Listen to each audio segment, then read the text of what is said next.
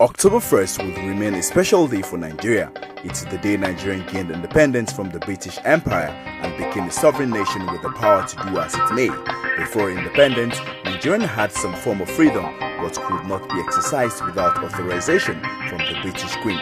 It was just like the case of a prisoner under house arrest who could move about a restricted house pretending to be free but could not move out of that particular house.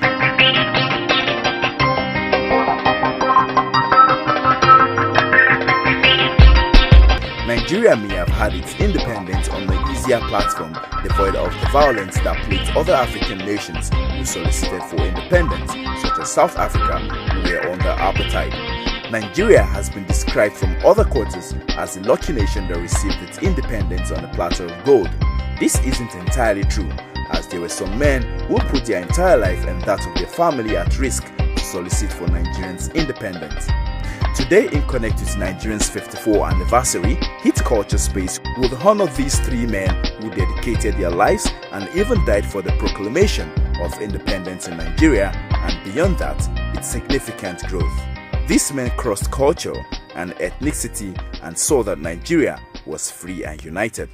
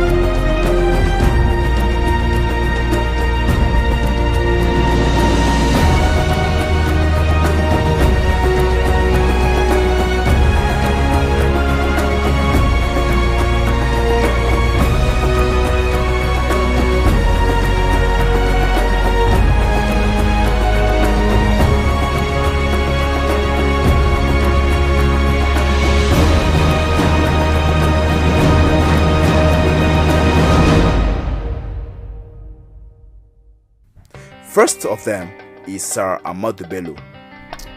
Sir Ahmadu Bello is reckoned as one of the most prominent political figures in Nigeria. Alhaji Sir Ahmadu Bello was born on the 12th of June 1910 in Raba in Sokoto State. He was inevitably born with a silver spoon in his mouth, as his family was believed to be the founder of Sokoto Empire.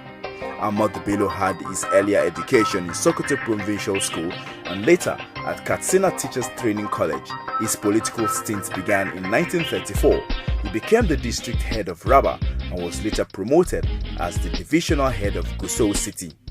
After his return from England, Ahmadu Bello became the representative of the Sokoto province in the House of Assembly. In the year 1954, Bello became the top premier of northern Nigeria. His efforts to unify the different tribes of Nigeria received good response from different parts of the country. On 15th of January 1966, he was assassinated.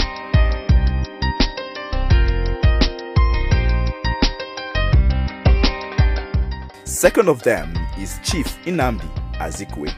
Chief Nnamdi Azikiwe was born on November 16, 1904.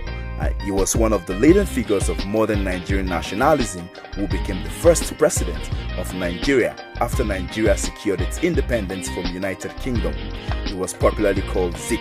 After obtaining his master's in 1933, he took up the position of editor for African Post in Ghana, and that's where his pro-African agenda started. He returned to Lagos and started Zik Group of newspaper in 1937. After a successful journalism enterprise, he entered into politics. In 1952, he was elected to the position of Chief Minister, and in 1954, he became Premier of the Eastern Region. On November 16, 1960, he became the Governor General and later President of Nigeria in 1963. He was deposed after a coup in 1966.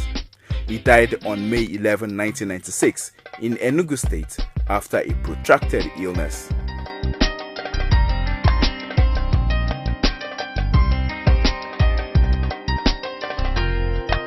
On number 3 is Chief Obafemi Awolowo.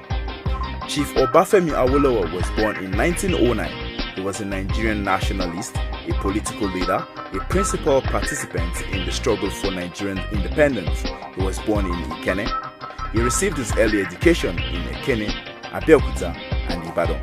He returned from London with his law degree and began his political journey in earnest. He stood for the Yoruba race and ensured the welfare of the Yoruba people and indeed Nigeria as a whole.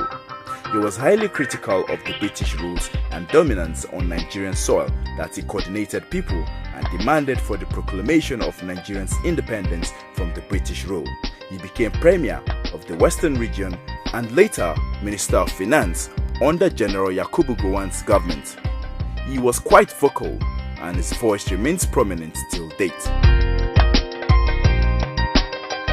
These men stood for their tribes and indeed Nigeria as a whole. They ensured the voice of their people became heard and demanded that Nigeria became free from colonial rule. Nigeria would eternally be grateful to them and posterity would never forget them. Chief Obafemi Awolowo adorns the 100 naira note.